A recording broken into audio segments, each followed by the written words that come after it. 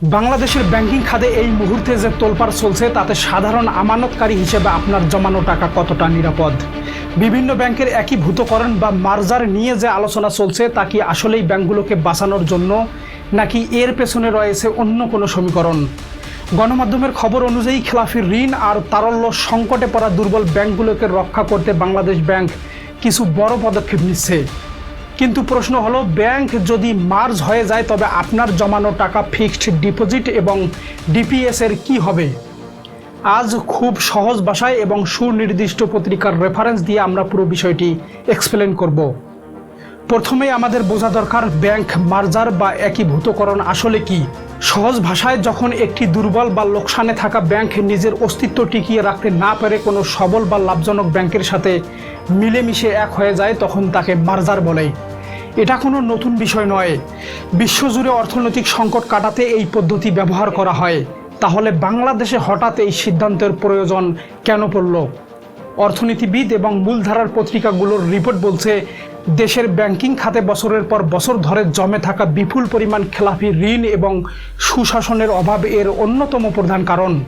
দুর্বল ব্যাংকগুলোর capital shortage বা মূলধন ঘাটতি এমন পর্যায়ে পৌঁছেছে, সেগুলোকে টিকিয়ে রাখতে এই ধরনের কাঠামোগত সংস্কারের দিকে হাঁটতে নীতি নির্ধারকদের বাধ্য হতে হচ্ছে। এবার আসি সবচেয়ে গুরুত্বপূর্ণ প্রশ্নে, সাধারণ গ্রাহকদের টাকার তাহলে কি হবে? আপনি যে ব্যাংকে টাকা রাখছেন সেটি যদি অন্য কোনো ব্যাংকের সাথে মার্জ হয়ে যায় তবে আপনার টাকা হারিয়ে যাবে নাকি? আইনি এবং নীতিগত জায়গা থেকে উত্তর হচ্ছে না, আপনার টাকা কখনোই হারিয়ে যাবে না। কেন্দ্রীয় ব্যাংকের গাইডলাইন এবং অর্থনৈতিক রিপোর্ট মতে, যখন দুটি ব্যাংক এক হয় তখন দুর্বল ব্যাংকের সমস্ত দায় এবং সম্পদ দুটি সবল ব্যাংকটি গ্রহণ করে। অর্থাৎ আপনার অ্যাকাউন্টটি স্বয়ংক্রিয়ভাবে নতুন ব্যাংকের অধীনে চলে যাবে। আপনার জমানো টাকা কিংবা নেয়া ঋণের হিসাবও নতুন ব্যাংকের খাতায় স্থানান্তরিত হবে। তাই আতঙ্কিত হয়ে ব্যাংক থেকে হুড়মুড় করে টাকা তুলে ফেলার কোনো যৌক্তিক কারণ নেই বলে বিশেষজ্ঞরা মনে করেন। তবে এই প্রক্রিয়ার কিছু বড় চ্যালেঞ্জও রয়েছে।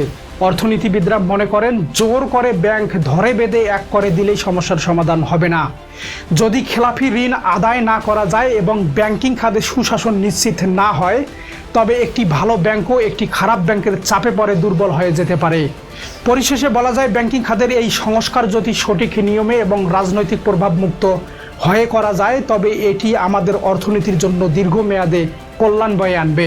একজন সাধারণ গ্রাহক হিসেবে আমাদের উচিত গুজবে কান না দিয়ে মূলধারার গণমাধ্যমের সঠিক তথ্যের উপর নজর রাখা। এই বিষয়ে আপনি কি মনে করেন কমেন্ট করে জানাতে পারেন। ভিডিওটি তথ্যবহুল মনে হলে লাইক এবং শেয়ার করতে ভুলবেন না। দেখা হবে পরবর্তীতে নতুন কোনো তথ্যবহুল ভিডিওতে। ভালো থাকবেন, সুস্থ থাকবেন। আল্লাহ হাফেজ।